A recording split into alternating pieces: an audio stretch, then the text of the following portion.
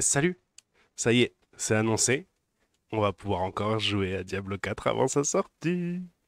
Donc comme on l'avait vu hier, suite à ce qu'ils avaient dit sur Twitter, on va pouvoir jouer un week-end supplémentaire à la bêta de Diablo 4 dans le but de tester la charge des serveurs pour les préparer à la sortie. Ce sera le week-end du vendredi 12 mai à 21h jusqu'au dimanche 14 mai à 21h. Et tout le monde pourra y jouer.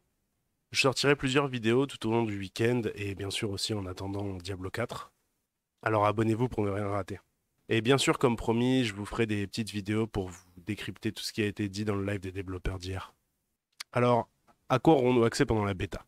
Déjà, on va pouvoir jouer les 5 classes qu'on a déjà pu jouer et ça jusqu'au niveau 20.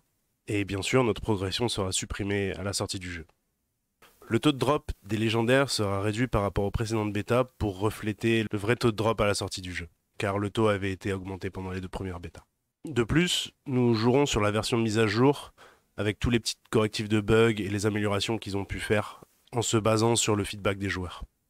Comme pour les week-ends précédents, on pourra parcourir les pics fracturés, qui est la première zone du jeu, ainsi que Kyovashad, la capitale où on pouvait améliorer nos objets, améliorer nos potions, etc. Et toutes les quêtes principales et secondaires, ainsi que les différents donjons qu'on avait pu faire. Mais encore, nous pourrons affronter Ashava, qui est le world boss qui a terrorisé les joueurs pendant les 2 premiers week-ends. Le premier affrontement sera le samedi 13 mai à 18h, et ça, toutes les 3 heures jusqu'au lendemain à 18h, ce qui nous laissera 8 créneaux de 15 minutes pour tuer le world boss. Cependant, pendant les précédentes bêtas, on était niveau 25, ce qui n'a pas empêché les joueurs de se faire détruire par le world boss. Si vous vous souvenez, dans une précédente vidéo, j'avais parlé des stats qu'il y avait eu pendant l'open beta, et Ashava avait tué 10 millions de joueurs pour au final ne périr que 107 000 fois. J'ai un guide dispo sur la chaîne si vous souhaitez de l'aide à comprendre ces mécaniques. Tout au long de ce week-end du 12 mai, on pourra gagner une nouvelle récompense, telle que cet équipement de monture, le sanglot d'Ashava. On pourra l'obtenir en tuant Ashava avec un personnage de niveau 20. Il faudra bien s'accrocher et sûrement optimiser son personnage parce que déjà pour le tuer au niveau 25 c'était pas évident, mais alors là avec des personnages de niveau 20 il faudra bien optimiser votre perso et surtout essayer de trouver un groupe avec des gens qui ont eux aussi optimisé leur personnage.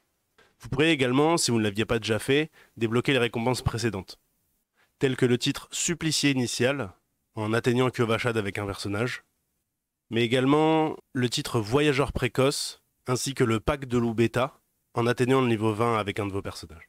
Pour finir, on pourra télécharger la bêta à partir du mercredi 10 mai à 21h, pour ceux qui n'ont pas forcément de bonne connexion. Je vous mettrai en lien dans la description le post de Blizzard qui vous permettra de trouver comment télécharger la bêta sur les différentes plateformes. Si ce petit résumé vous a plu, un like serait grandement apprécié. Et dites-moi dans les commentaires où vous vous trouvez sur une échelle de 1 à méga hype pour la sortie de Diablo 4. Allez, salut!